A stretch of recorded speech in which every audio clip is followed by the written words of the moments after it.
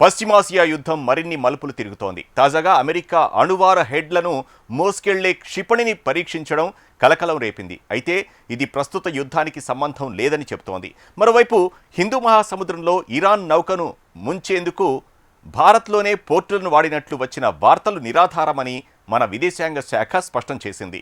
యుద్ధం పతాక స్థాయికి చేరుతున్న తరుణంలో ఆయుధ నిల్వలు తరిగిపోతుండడం అమెరికాను ఆందోళనకు గురిచేస్తోంది. మరోవైపు అమెరికాతో ఇక ఎలాంటి చర్చలు ఉండవని ప్రకటించిన ఇరాన్ తమ తీవ్ర ప్రతిఘటనను ఎదుర్కోవాలని సవాల్ విసిరింది. అమెరికా, ఇజ్రాయెల్, ఇరాన్ మధ్య భీకర దాడుల కారణంగా పశ్చిమాసియాలో ఉద్రిక్తతలు కొనసాగుతున్నాయి.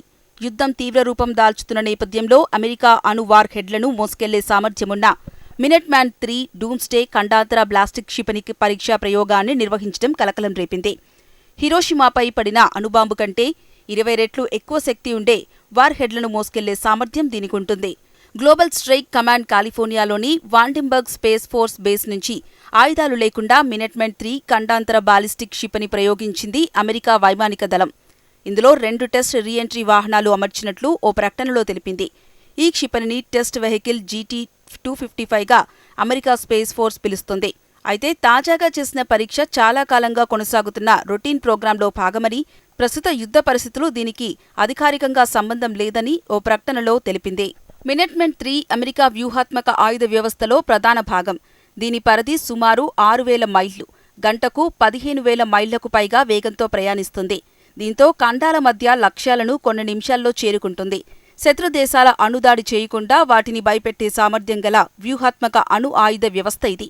చివరిసారిగా మినెట్మ్యాన్ 3 పరీక్ష 2025 నవంబర్లో జరిగింది. అణుసన్నద్ధంపై వాషింగ్టన్లో చర్చ మళ్లీ పెరిగిన సమయంలో ఈ పరీక్ష జరిగింది. కాగా గత కొన్ని దశాబ్దాల్లో 300కు పైగా ఇలాంటి ప్రయోగాలు జరిగాయని అమెరికా స్పేస్ ఫోర్స్ తెలిపింది. భూభాగ ఆధారిత అణు నిరోధక వ్యవస్థ విశ్వసనీయత, ఖచ్చితత్వం, సన్నద్ధత నిర్ధారణే లక్ష్యంగా ఈ ప్రయోగాలు జరిగాయి.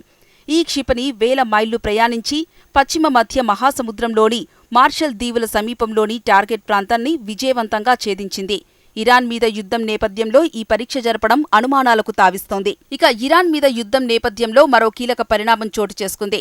ఇరాన్తో చేసే యుద్ధంలో అమెరికా, కాంగ్రెస్ అనుమతి తప్పనిసరి చేయడానికి డెమోక్రటిక్ సభ్యుడు టిమ్ కైన్ తీసుకొచ్చిన తీర్మానం సెనెట్ ఆమోదం పొందలేదు. ట్రంప్ సైనిక చర్యకు మద్దతుగా 53 మంది ఓటు వేయగా 47 మంది మాత్రమే వ్యతిరేకించారు. తీర్మానం వీగిపోవడంతో అధ్యక్షుడి నిర్ణయానికి మద్దతు లభించినట్లయింది. డెమోక్రటిక్ సెనేటర్ జాన్ ఫెటర్మన్ తన పార్టీ నిర్ణయానికి భిన్నంగా రిపబ్లిక్ పార్టీకి చెందిన ట్రంప్కు ఓటేయడం విశేషం. యుద్ధం జరుగుతున్న ఇలాంటి క్లిష్ట సమయంలో సైనికులకు మద్దతు తెలిపాలి తప్ప అధ్యక్షుడి అధికారాల్లో కోత పెట్టడం సరైంది కాదని రిపబ్లికన్ సెనేటర్లు హితవు పలికారు. కాగా ఇరాన్తో జరుగుతున్న యుద్ధాన్ని ట్రంప్ సమర్థించుకున్నాడు. ప్రపంచంలోనే అత్యుత్తమ సైన్యం అమెరికాదేనని, యుద్ధంలో అద్భుతంగా పోరాడుతున్నామని చెప్పారు.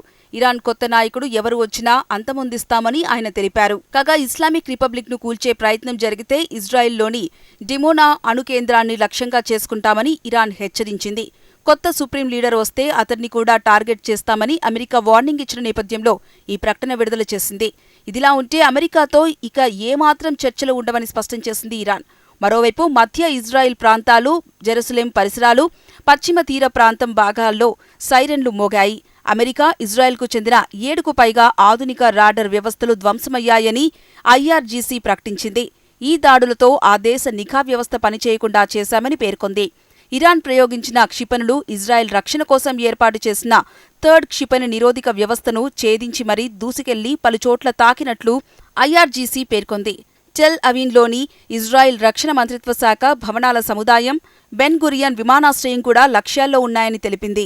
మరోవైపు ఇరాన్ మీద యుద్ధం కొనసాగుతున్న వేళ అమెరికా దగ్గర క్షిపణి, ఆయుధ నిల్వలు తగ్గుతున్నట్లు నివేదికలు రావడం కలకలం రేపింది. ఇంటర్సెప్టర్ క్షిపణులు, గైడెడ్ మిసైల్ డిజాస్టర్లు నిల్వలు గణనీయంగా తగ్గినట్టు తెలుస్తోంది. ఇరాన్ డ్రోన్లు, క్షిపణులు ఎదుర్కోవడంలో ప్రస్తుతం ఇవి కీలక పాత్ర పోషిస్తున్నాయి.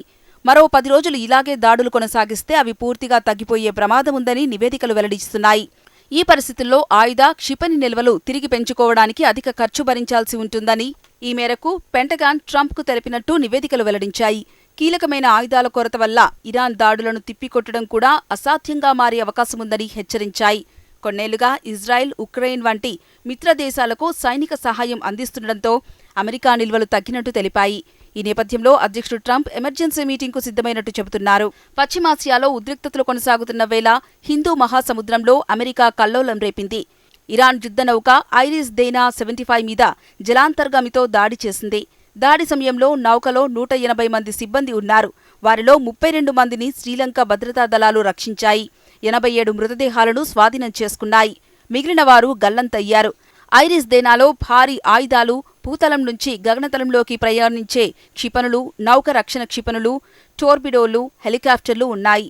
నౌకపై దాడికి సంబంధించిన వివరాలను శ్రీలంక పార్లమెంట్లో విదేశాంగ శాఖ మంత్రి విజిత్ హెరాత్ వెల్లడించారు. ఐరిస్ డేనాను ముంచేసినట్లు అమెరికా అధికారికంగా ప్రకటించింది. ఇరాన్పై దయాదాక్షిణ్యాలు లేవు. ఆ దేశంపై విధ్వంసకర దాడులు చేస్తున్నాం.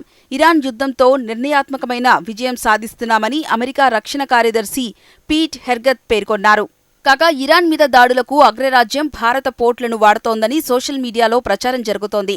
అవన్నీ నిరాధార వార్తలంటూ కేంద్ర విదేశాంగ శాఖ ఫ్యాక్ట్ చెక్లో వెల్లడించింది. యుఎస్ ఆర్మీ మాజీ కల్నల్ డగ్లస్ మెక్ గ్రేగోర్ అమెరికాలోని ఓ మీడియా ఛానల్లో మాట్లాడుతూ తమ బేస్లను ధ్వంసమయ్యాయని తెలిపారు. అందుకే సమీపంలోని భారత నావీ బేస్లను ఉపయోగించుకోవాల్సి వస్తుందన్నారు.